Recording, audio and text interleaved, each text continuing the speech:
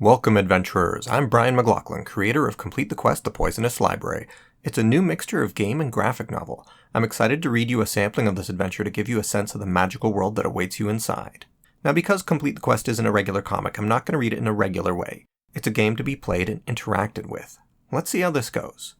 Ooh, we've got to pick 3 heroes to go on our adventure. Let's see what the Questmancer is saying up at the top. Welcome to the world of Chimeria. I'm the Questmancer. I created this book, but I need your help to bring it to life. I built a world of baddies, puzzles, and traps. Now it's up to you to figure out how your heroes complete the quest.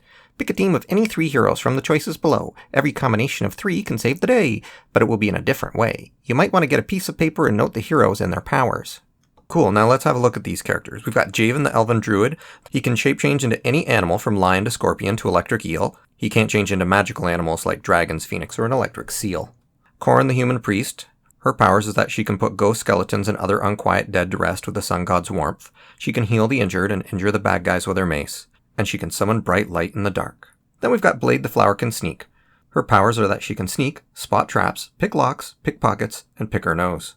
She can shoot arrows at enemies who are far away or sneak up to dagger them from behind. Then we have Zix the Dragonfolk Wizard. Their powers is that they can cast lightning bolts at people or things that aren't too close to them. That extreme heat can set things on fire. Eep! They can learn new spells that they find. They're excellent at riddles and reading languages, even older magic ones. Cracks and Talk, the Dwarven Barbarian Brothers. Powers. They count as 2 characters and can't be split up, but they can beat up most of the monsters we find in this adventure. They're not so good at things that don't involve smashing, though. Let's see. I'm going to pick Corin, Blade, and Zix. They're going to be my 3 for this playthrough. Ooh, how to play this book. What's the Questmancer saying? Great, now that you've picked your heroes, it's time to send them on a quest test run.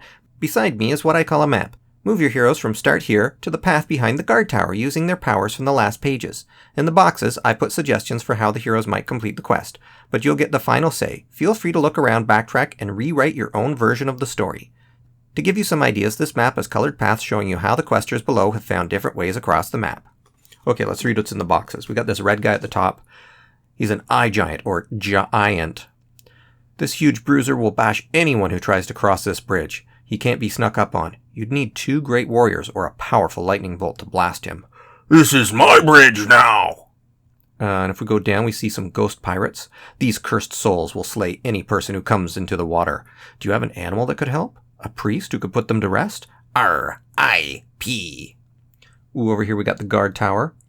It would take 2 strong heroes with a tree trunk battering ram or an exploding potion to destroy it.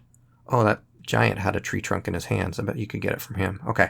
A hero who could read magic writing on its base could turn it off. I'm programmed not to let anyone get past me.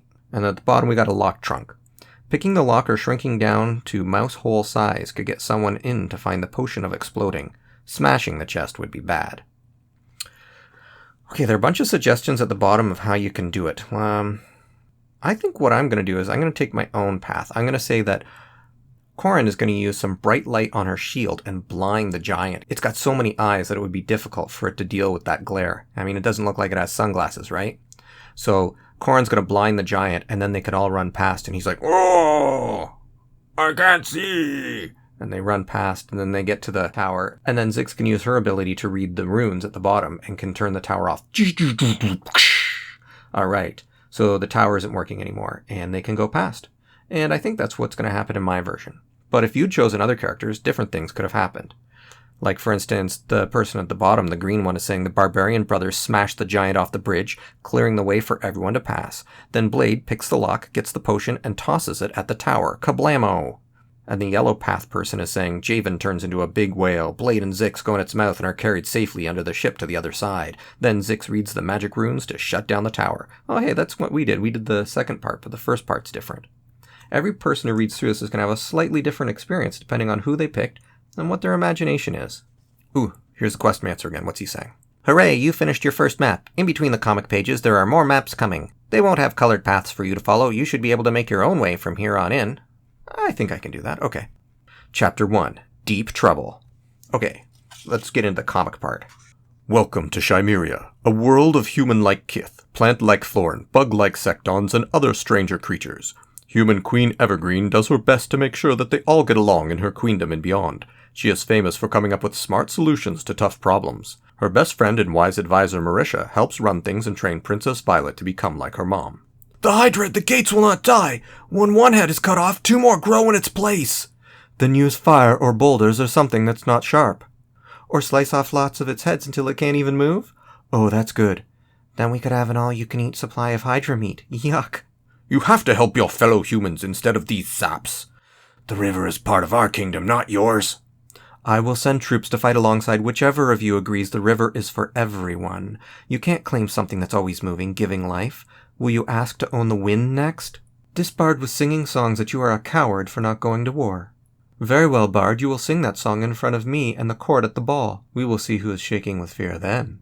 We discovered your new wizard is a vampire. I only drank blood from cows. I don't want to hurt people. The cows can't handle it. Maybe something larger, a tree? You'd have me drink sap? Has maple syrup, delicious and safe. Just remember to brush your fangs. Queen Evergreen and Marisha were like perfectly matched mittens until, one day, things changed. Sorry I'm late. Violet was into her joke book again.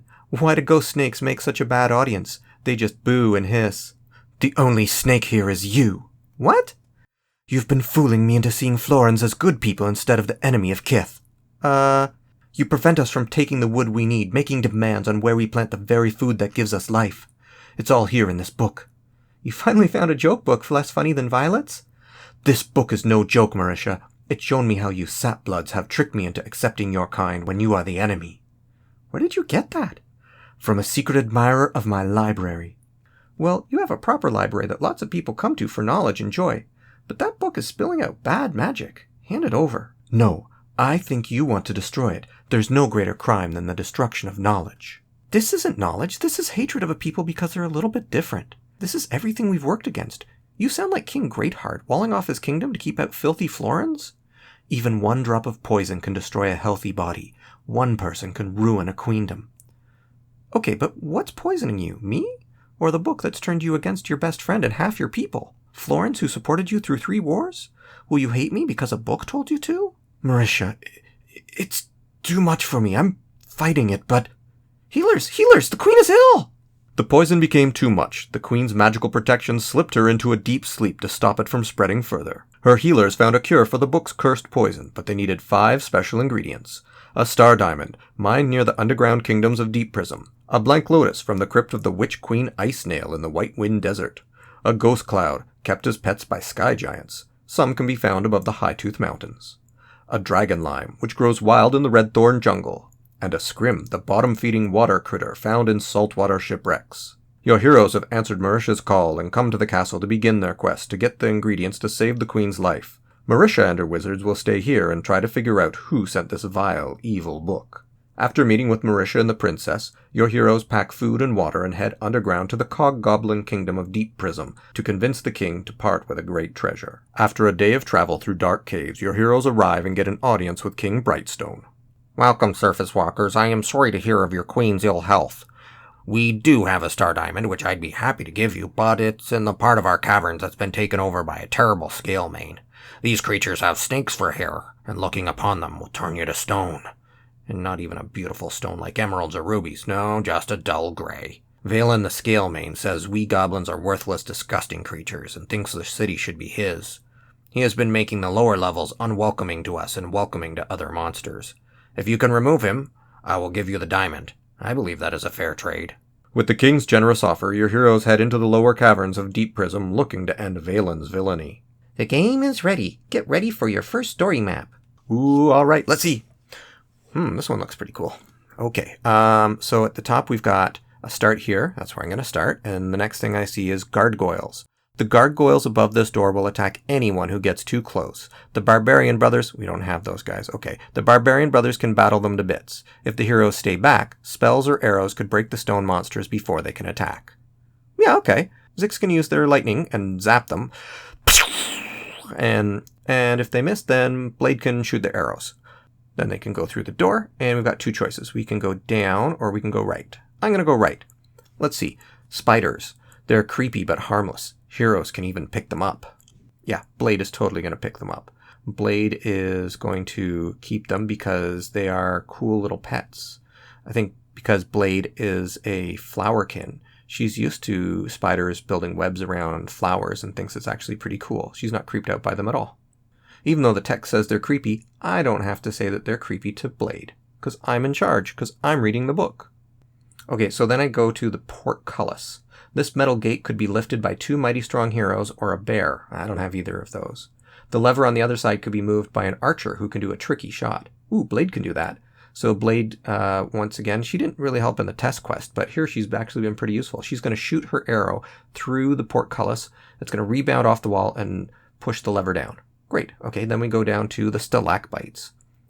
This cave will surprise and bite heroes unless they have a shield carrier. Well, I've got one of those with Corin. The cave is afraid of losing another tooth. Great, then we'll just go right past it. I don't even need to finish reading that one. I'm just going to sneak right through. Nobody's fighting me because I got a nice shiny shield. Okay, then we get down to Valen's lair. Those who look at the Scalemain turn to stone unless they have the smoky goggles or a mirror to see him through. He's actually pretty easy to defeat when the heroes can see him without turning to stone. Your minds are now mine. Oh, okay, well, I don't have smoky goggles and I don't have a mirror, but Corin does have a pretty shiny shield. I'm just going to use my shield. Yeah, I'm going to say that Corin uses her shield and holds it up, and Valen sees his own reflection and gets a taste of his own medicine, and now Valen's turned to stone. Okay.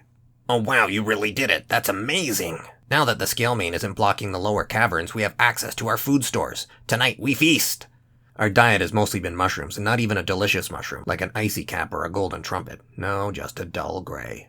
Anyway, I will honor our agreement. The star diamond is yours. Best of luck with the other ingredients. You are heroes indeed. You did it! You got your first ingredient! 1 out of 5!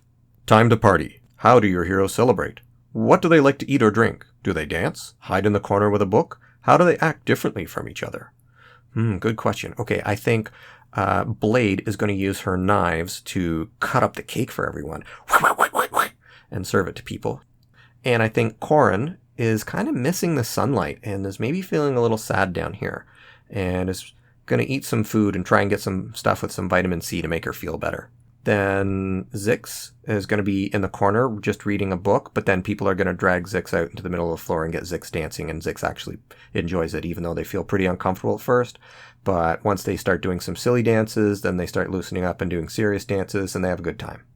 Now, I'm going to stop here and leave you plenty of adventure for you to go on, but I hope you enjoyed this book and seeing how you get to interact and how it asks you to help out with the story. But I also want to give you a taste of things to come. I mean, Complete the Quest has everything. It has cactus people, sky giants, an aggressive sandcastle, king collector, a frankendino, chatty doors, a grumpy warhammer, a dungeon that's also a dragon with another dragon inside of it that's breathing, a unicorn that's breathing fire, that's breathing lightning, that's breathing bees. So, if you're new to role-playing games or have been playing them for years, this is the graphic novel for you. I hope you enjoyed this taste of First Second's Complete the Quest: The Poisonous Library, by me, Brian McLachlan. If you want to check out more, go to your favorite bookstore or library so that you can complete the quest your way.